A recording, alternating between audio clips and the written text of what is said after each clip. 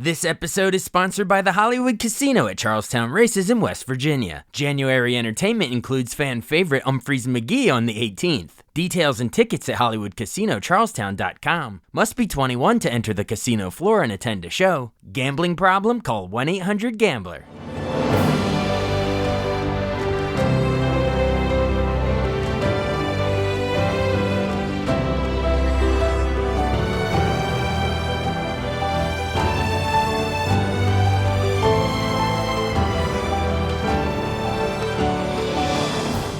Welcome to the newest episode of Beyond the Fame with Jason Fraley. I'm your host, Jason Fraley, picking the brains of the top filmmakers, musicians, and artists of our time. Jesse Eisenberg writes, directs, and stars in the new movie A Real Pain, which will compete for 4 Golden Globes this Sunday, including Best Picture Comedy, Best Actor Comedy for Eisenberg, Best Supporting Actor Comedy for Kieran Culkin, and Best Screenplay for Eisenberg. I caught up with Eisenberg to discuss the film as well as his Oscar-nominated career from Zombieland to The Social Network. Hey, Jesse Eisenberg. Hey, thanks so much for joining us on the show today.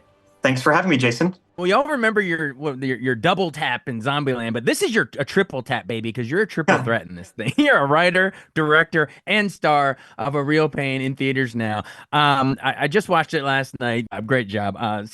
Just so our listeners know, it's about these two cousins, David and Benji, a bit of an odd couple, go on a tour of Poland to honor their late grandmother. But why did you want to tell this story? You know, what did you have family history, or what was your sort of personal in to this story? Yeah, no, thanks so much for asking. You're the first person that has related this movie to Zombieland Double Tap. So that is a very flattering connection that I don't think I would have necessarily picked up on. But yeah, that's exactly. That's a hard thing. You're the first person to figure out how. And so thank you.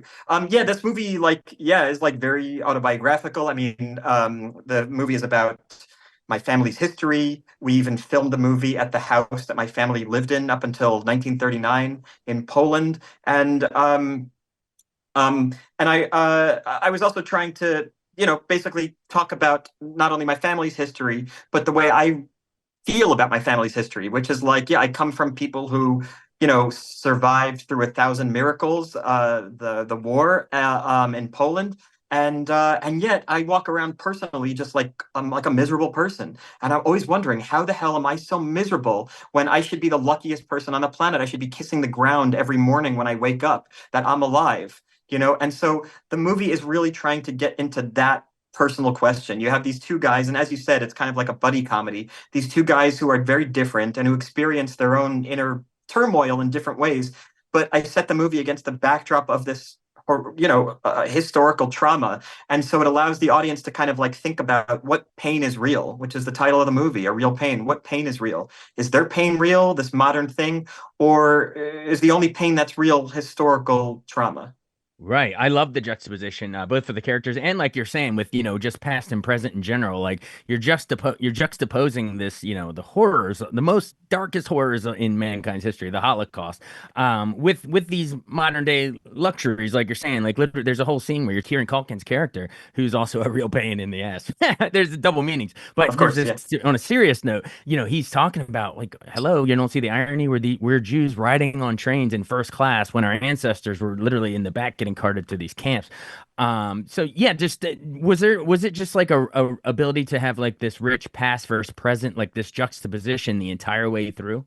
Exactly, because I've done a lot of Holocaust tourism. I've also toured the killing fields in Cambodia and in Rwanda, the genocide museum, and I always have this feeling of I can't believe I'm just going to go eat lunch after this. You feel shouldn't I experience something? Should I pinch myself? Should I hold a lighter under my finger for a few seconds or something?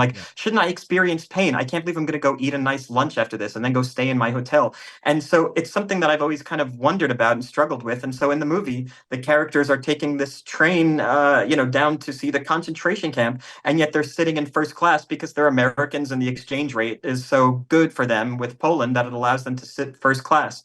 And so, yeah, I just wanted to kind of call attention to that very uncomfortable irony. And Kieran's such a great character because he's the kind of character that can say whatever he's thinking, and so it allows me as a writer to say the weird unspoken thing. Right. And thanks for kind of pulling out and leaving some of those concentration camp scenes in silence, especially with the shoes and stuff. I felt I felt like I was watching Renee's Night and Fog or something. You know what I mean? Like I'm sure you've seen that. Like there's Oh, this I'm so brilliant sorry. Holocaust doc. What were you saying? I'm so sorry. I missed. Have you seen Yeah. Alan Renee's Night and Fog? That documentary back. No, I know it. You've seen Oh, it?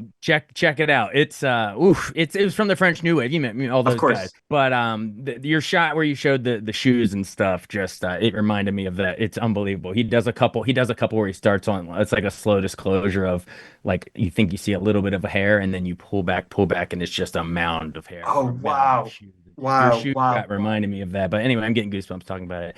Anyway, but yeah, bravo for that. But yes, I wanted to compliment you. Your big monologue scene, like two-thirds the way through the film when the camera's slowly pushing in on yourself at the table. That's your Oscar moment, man. Because that's where your writing, directing, and acting sort of are all on display in one big scene. But talk about why it was important for your character. As you're saying, Culkin's character is this hotshot and the hothead throughout the whole thing, seeking all this negative attention. But talk about how that's important for your character. I assume you as a writer, you probably relate. Like you're like, hey man, I have my own pain, I have OCD, but I actually wake up every day and try to do something about it. And as a result, I get to go home to my family, wife, and kid at the end. Whereas, if you're just this negative attention seeking, light up the room, but you're a negative sourpuss all the time, like Calkin. Like, but why was it important for that scene in particular to have a whole monologue where your character finally gets to sort of say, hey man, I got issues too? Oh, thanks. First of all, thank you so much for saying that. I guess I am I'm writing, I think, from a place generally of like just trying to know these characters so well that they actually can say something on their own. And when it got to that scene and Kieran's character went to the bathroom, David just naturally unloads because I'm like just thinking the whole movie, I want him as a writer, I'm like, he has to say something. He has to say something, but he can't because Kieran's Yeah, character is always overshadowing him. So when it got yeah. to that scene and David has one moment finally where he's alone, he just unloads and everything comes out of the last several days, everything he's been feeling, not just in the group over the last several days, but everything he's been feeling for 40 years in the shadow of this guy, of Kieran's character, who's such a big presence. And it just felt like that's what he would do. And then when I was acting it again just felt kind of like an extension of this is what my character needs. I've been so quiet on this tour because, we filmed that movie halfway through the Right. shoot. And so I'm feeling so quiet and uncomfortable all the time in the scenes. And at that scene is like this weight lifted. And it just is a great catharsis. It's so well written and well acted. Like it's so Thanks. hats off to you. But I did want to, give you props for some of your directing too, because you're a relatively new director behind Yeah, the sure. camera. Sure. Like little choices like on the rooftop when at the towards the end when it's you and Kieran talking, I guess, smoking weed or whatever on the roof. You have it where it's brilliantly blocked. It's simple, but it's effective where, you're facing different directions. It kind of shows how you guys are, you guys are sort of at odds or whatever. But there's little things like that I thought were great. So I Oh, guess I thanks. wanted to ask, like, you approaching it as a director, like, which of your directors you work with do you think influenced your style the most? Like, I know, there's like, you've done the big blockbusters, Ruben Fleischer, Zombieland, Zack Snyder, all that stuff, even M. Night Shyamalan. I would say, if I'm gonna guess, maybe like Noah Baumbach, Squid and the Whale, or David Fincher's Social Network, like for maybe this tone, or maybe even a Woody Allen. But like, who do you think influenced your style of the previous work you've done on this one? Well, what's pretty interesting is actually the first scene that we shot in the social network. We